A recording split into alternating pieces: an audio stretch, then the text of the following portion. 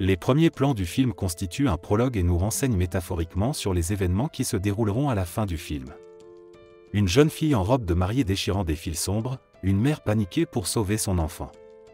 Des oiseaux qui tombent du ciel, des éclairs qui sortent des doigts, une planète qui se rapproche lentement de la Terre, tous ces plans reflètent soit l'état intérieur des personnages, soit leurs actions réelles.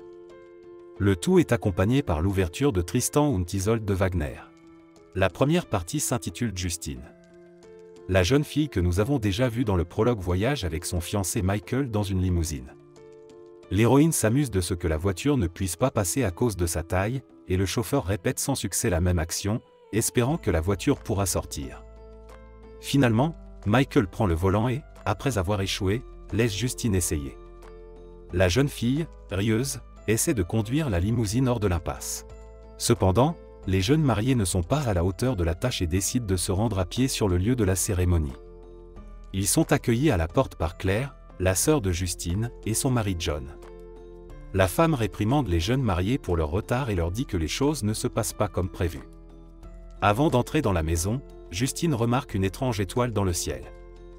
John, un expert en étoiles, affirme qu'il s'agit de l'étoile Antares. Au dernier moment, la jeune fille échappe à nouveau à sa sœur et dit qu'elle veut voir Abraham. Michael court après elle et apprend que c'est le nom du cheval préféré de Justine.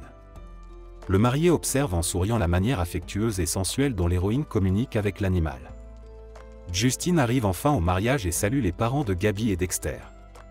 Les jeunes mariés s'assoient à table et John porte un toast. Au bout d'un moment, Gabi dit à sa fille qu'elle ne fera pas de discours.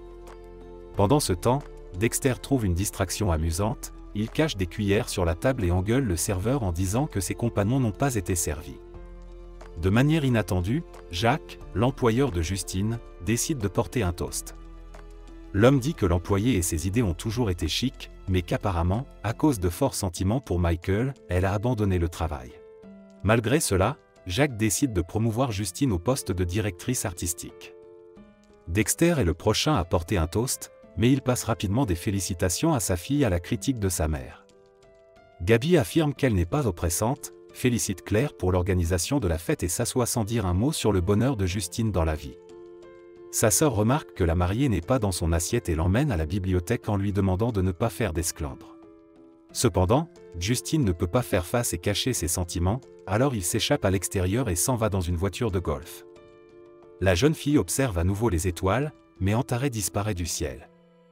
Le célébrant du mariage s'inquiète de la longue absence de la mariée, mais Justine revient dans la salle.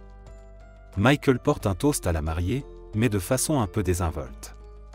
Claire propose ensuite aux invités de s'installer dans le salon. La danse commence, Justine reprend ses esprits et s'amuse. Voyant que le fils de John s'endort, l'héroïne propose de le porter au lit. Au bout d'un moment, Claire entre dans la chambre et constate que sa sœur s'est endormie. La femme la réveille et lui dit que même la moitié du mariage n'est pas encore passée et qu'elle devrait se réjouir de la fête. Justine dit qu'elle a l'impression de se traîner dans un fil de laine qui lui colle aux jambes.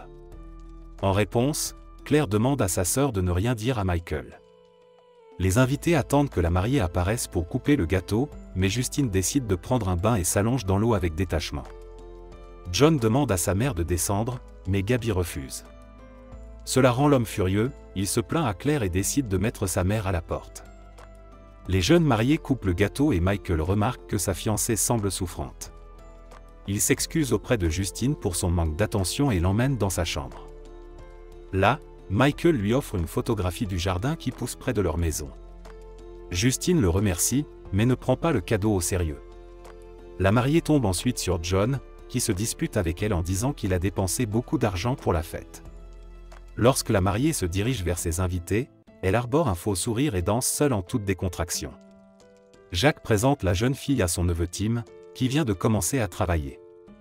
Le patron dit au jeune homme qu'il doit obtenir de Justine le slogan « Par tous les moyens, sinon il sera renvoyé ». Claire se dispute avec sa sœur et lui dit qu'elle leur ment à tous et qu'elle n'a pas besoin de ce mariage. Justine, bouleversée, pleure parce que personne ne se soucie de ses sentiments et de leurs raisons, ils exigent seulement qu'elle soit heureuse du mariage. La jeune fille vient voir sa mère et lui dit qu'elle a peur, mais Gabi la chasse. Dans la salle, l'héroïne, encore plus perdue, boit un verre et commence à se réjouir pour faire plaisir à tout le monde. Les invités sortent sur le terrain de golf et lancent des lanternes célestes avec des vœux pour les jeunes mariés. Le couple se retire dans la chambre à coucher et Michael commence à abuser de Justine de façon persistante, ignorant son état et ses demandes d'arrêt. La jeune fille dit qu'elle reviendra bientôt et se rend au terrain de golf, où elle se rapproche de Tim. L'héroïne retourne ensuite à la maison et danse avec son père. Lorsque Dexter veut partir, Justine lui demande de rester, les larmes aux yeux. La mariée a une conversation avec son patron et l'insulte.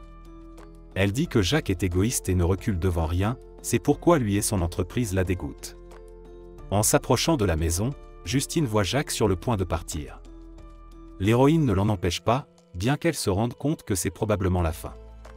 La jeune fille essaie de parler à Claire, mais celle-ci se met en colère et dit qu'elle déteste sa sœur. Avant de se coucher, Justine décide de rendre visite à son père, mais s'aperçoit qu'il l'a abandonnée et qu'il est parti chez lui. Le lendemain matin, Claire trouve sa sœur endormie dans le salon et lui propose une promenade à cheval. Justine dit qu'elle essayait vraiment de ne pas gâcher ses mariages. Pendant la promenade, l'héroïne remarque qu'il n'y a plus d'étoiles rouges dans le ciel. La deuxième partie s'intitule Claire. Une femme est en train de faire ses tâches habituelles à la maison lorsque John lui apporte son téléphone. L'homme n'est pas content que Justine reste dans leur maison et a une mauvaise influence sur Claire et leur fils, Léo. Il s'avère que la femme a commencé à s'inquiéter de l'approche de la planète, car beaucoup de gens pensent que c'est la fin du monde. John tente de calmer sa femme et lui assure que tout le monde sera en vie. Claire sort sa sœur de la voiture. Justine semble encore plus léthargique et à peine vivante, elle peut à peine bouger. Claire s'occupe de la jeune fille, l'aide à prendre son bain et lui prépare son pain de viande préféré. Mais Justine se met à pleurer et dit que la nourriture a un goût de cendre. Claire calme sa sœur et lui demande de l'emmener à l'étage. Le petit Léo décide de dissiper la tristesse de sa tante et lui montre Mélancolia. Il s'agit d'une planète qui s'est cachée derrière le Soleil et qui s'approche maintenant de la Terre. Il est cependant interrompu par Claire, qui lui dit qu'il ne devrait pas effrayer sa tante avec ça. Justine répond que si sa sœur pense avoir peur de cette planète, elle est tout simplement stupide. Au bout d'un moment, la dame se sent mieux et aide Claire dans le jardin.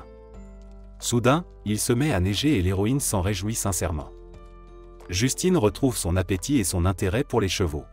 John dit qu'il a acheté des choses au cas où Mélancolia passerait trop près de la Terre, et demande à la jeune fille de ne pas en parler à Claire, qui s'effraie facilement.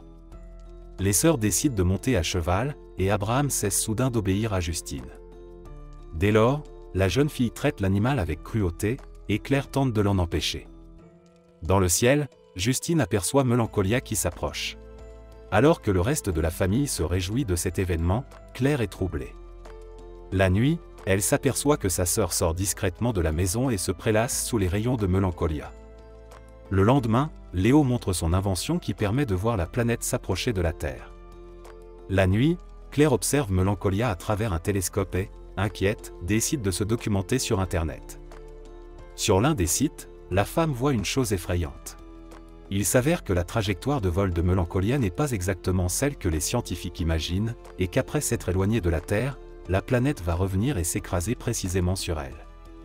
La femme terrifiée le dit à John, qui lui assure que Mélancolia passera simplement à côté et qu'il n'y aura pas de collision. Cependant, Claire reste anxieuse. Le lendemain, elle achète des pilules fortes à la pharmacie et les cache dans l'armoire. Plus Claire est nerveuse et agitée, moins Justine semble apathique et léthargique.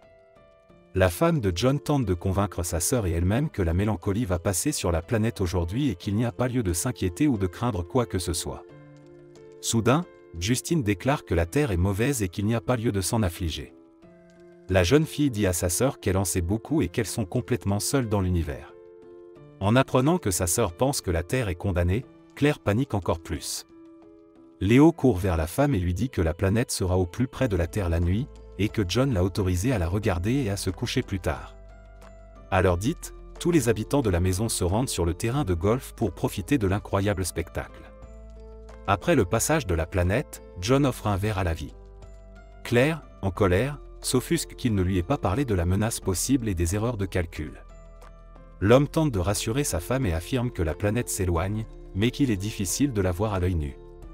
Pour s'en assurer, Claire utilise l'invention de Léo et constate que Mélancolia devient effectivement de plus en plus petite. La femme pleure de soulagement et serre John dans ses bras. Claire parle à Justine et lui dit qu'elle a imaginé le pire et qu'elle a donc failli devenir folle, contrairement à sa sœur. Le lendemain, la femme profite du temps et a une conversation affectueuse avec John, qui, pour une raison quelconque, semble inquiet.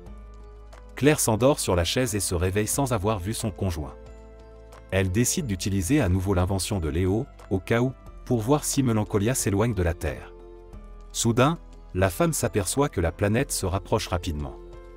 Claire, paniquée, cherche son mari dans toute la maison. Justine dit que les chevaux se sont calmés, alors que la planète les dérangeait. En entrant dans l'écurie, Claire aperçoit son conjoint qui ne peut plus être aidé. La femme le recouvre de foin et tente de vaquer à ses occupations habituelles. Lorsque Justine demande des nouvelles de John, Claire ment en disant qu'il est parti à la campagne. La planète se rapproche de plus en plus vite, provoquant la panique de la femme. Claire attrape son fils et tente de démarrer la voiture, prise par le désir de fuir et de s'éloigner du danger. Justine, nonchalante, assiste à ces tentatives et tente de calmer sa sœur. Claire dit qu'ils doivent aller au village et part dans la voiture de golf. Elle revient finalement avec Léo dans les bras, ayant compris qu'on ne peut pas échapper à la catastrophe. Dans la cuisine, Claire propose d'accueillir Mélancolia sur la terrasse avec un verre de vin en mettant de la musique, mais Justine dit que c'est dégoûtant. La femme en pleurs reste seule dans la cuisine. Pendant ce temps, Justine dit à Léo qu'ils peuvent se sauver dans un endroit magique, il suffit de le construire. Avec le garçon, elle ramasse des brindilles dans la forêt et construit une sorte de tente. Justine emmène Claire, effrayée et incapable de bouger, dans les bois, en pleurant à la vue de son fils. Sa sœur, quant à elle, se sent sereine, réalisant que tous ses ennuis seront bientôt terminés. Justine prend la sœur en sanglots et son fils aux yeux fermés par les mains, et la mélancolie les envahit. C'est la fin du film. Merci à tous d'avoir regardé ce film jusqu'au bout. Donnez un like à cette vidéo. Écrivez dans les commentaires ce que vous pensez de ce film, et rendez-vous dans de nouvelles vidéos.